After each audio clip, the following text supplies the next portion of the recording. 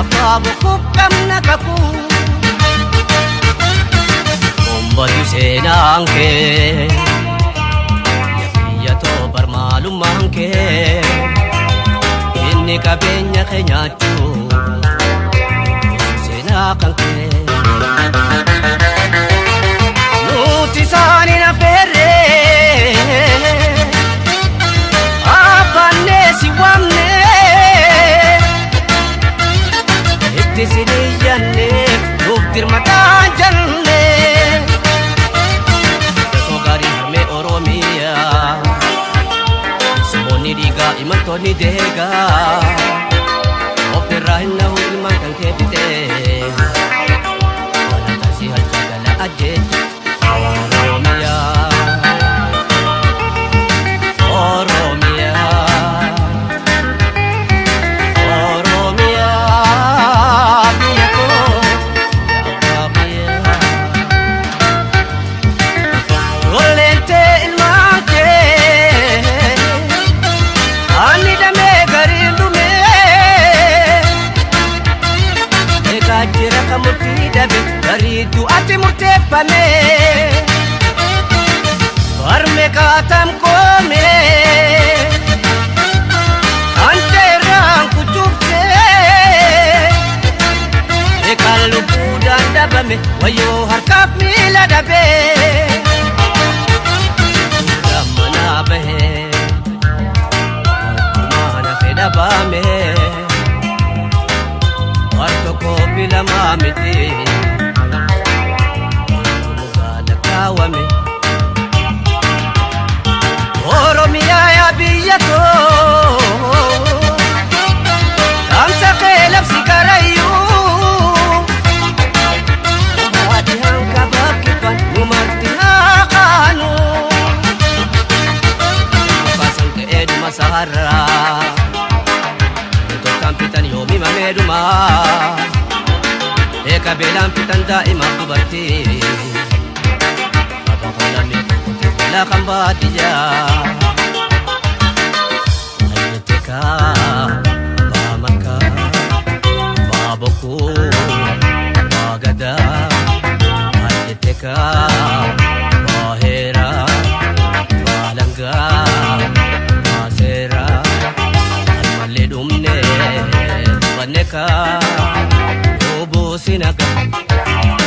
Ayete Baloni Yomneka Oromoni Aljetere Bakara Amni ko pambelaweka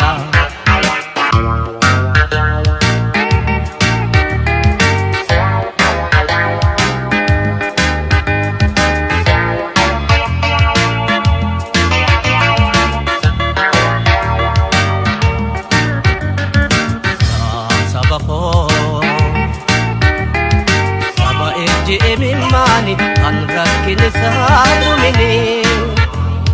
Tababuin pitanne ang kapanaleng kamne taka Warahore agabe uta kabajadabe Sabako Saba eji emimani anrakin sa lumini Tababuin pitanne ang kapanaleng kamne Warahore agabe uta kabajadabe Watarik batano kesat sabakam ni badane sa aha Sabado korsa kabate okarata sa timate Apran kalolam nitiya lapesani karaya Sagale ekeraisa yalami koni dagesa Sabako Saba eji emimani kan rakkini sa lumini Sababu pitanne ang kapanaleng kamne taka Warahore agabe kakabajadabe Harka farma murano le kang tirai kara sangka torban ajjechaa sommit wareegama gidamee Ekerana yubiya Oromiyaa keessa yaa'u kan bakka bu'aan qabne qabsaawaa hedduu dhabne Hindagadhu yommuu gocha habashooti akkuma muraanoo dhalatu calgodhee bite saba kooti Erani gatee duule ka qoraani